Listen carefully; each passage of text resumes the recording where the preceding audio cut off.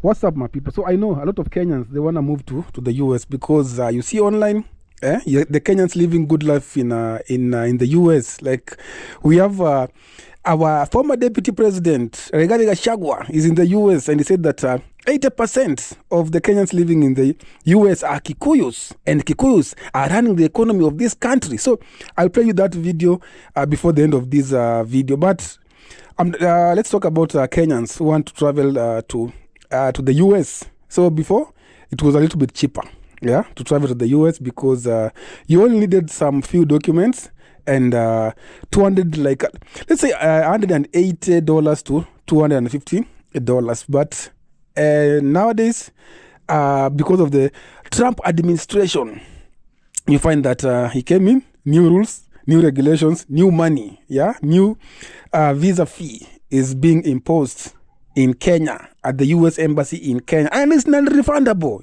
If they give you that pink envelope, my friend, you are finished. Just go home, cry, your money is gone, 32,000 and above. Also, you find that depending with the type of the visa you want to apply at the US Embassy in Kenya, the visa fee will be different, slightly higher or slightly lower. So depending with the visa fee, the money will change. So this one is not like just the same. If they say it's like $250, it doesn't mean it's the same as spouse visa, a business visa. It has types. So I'm going to tell you about it. So Kenyans who are planning to travel to the US to pay extra, Kenya shillings 32,000 and the new Trump US visa fee rule. So Kenyans planning to travel to the United States in the coming weeks may need to dig deeper into their pockets following the introduction of a new visa charged by the Trump administration.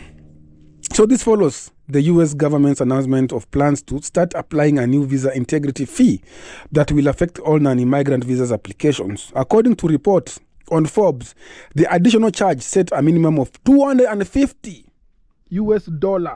approximately Kenya shillings 32,500.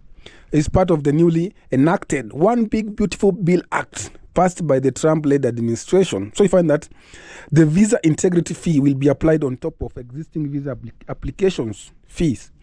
This effectively means that Kenyan tourists, business travelers, and students seeking to visit the US will have to bear with the considerably higher cost. So visa integrity fees was introduced under a US law dubbed the One Big Beautiful Bill, signed by the former President Donald Trump on July 4th, 2025. So the visa fees will apply to nearly all types of non-immigrant US visas, including tourist B1 and B2, students F1, work visa H1B, and exchange visa J1 visas, all which are commonly sought after by Kenyans. As per the new provision, the visa integrity fee will take effect during the US fiscal year 2005, which runs from October 1st, 2024 to September 30th, 2025. With this in mind, applicants can expect higher fees to apply for a visa from October 1, 2025. So we have like a visa waiver program which was introduced by the US Embassy, and this one is notably, there are a few selected countries classified as those under a waiver program like the UK, France, Germany, Japan, and South Korea. So these nations will not be subjected to the $250 levy.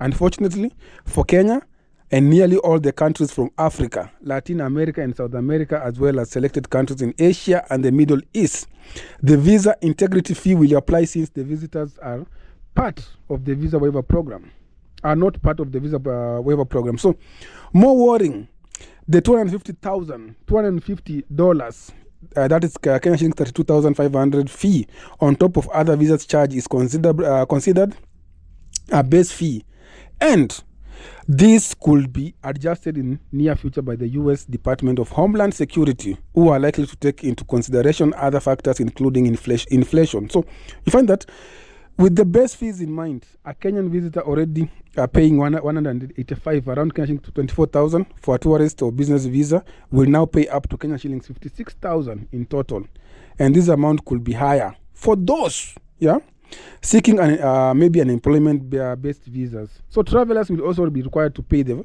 form $1.94 processing fee, which was recently increased from $6 to $24, approximately 3,120. So it's non-refundable.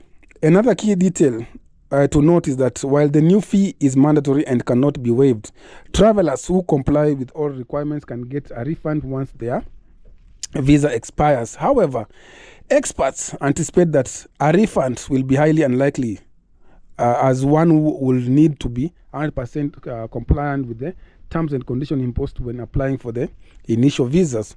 One false move, such as overstaying one's visas by as little as a day or failure to comply with certain specific conditions, could lead to the invalidation of the refund. So, on the reasons behind the visa integrity fees, the US has framed the new levy as a compliance mechanism. In other words, the new fees work as a security bond, such that if a traveler adheres to all of the US immigration rules, they will be eligible for the refund. So that's what's happening on social media, and find that Gashagua is under fire for urging Kenyans in the US not to send money home. Yesterday he was in Boston. He was talking about how Kikuyus are running the economy in Kenya and what's happening. So listen to what Gashagua had to say about the Kenyan living in America. And I'll see you in the next video. And when you destroy this community, you destroy Kenya. We are the drivers of the Kenyan economy. Since William Ruto declared war on the mountain, the economy is almost collapsing because people have stopped paying taxes, people have stopped investing, they are waiting for a new government. The way you are holding your money here, that is what people are doing in Kenya. Even ourselves, we do biashara kidogo kidogo, tumeshika kidogo tungoje mambo ibadilike. This is a community that is responsible for the growth of the Kenyan economy. And that is why you are successful here, because that's the way we were born. We are very aggressive people. We are very enterprising. We are very outgoing. And that is why we are in every town in Kenya. That is why here I have done some check. 80% of the diaspora brigade in the United States are people from the mountain. Because that is who we are. We are very aggressive people. We are very organized people. We are very hardworking. We are very focused. So I want to ask you, you have a lot of influence back at home. Because those families you support, those people you support, they listen to you. Please talk to them and tell them that in the space we are, we must stay united. Our strength as a community is our unity.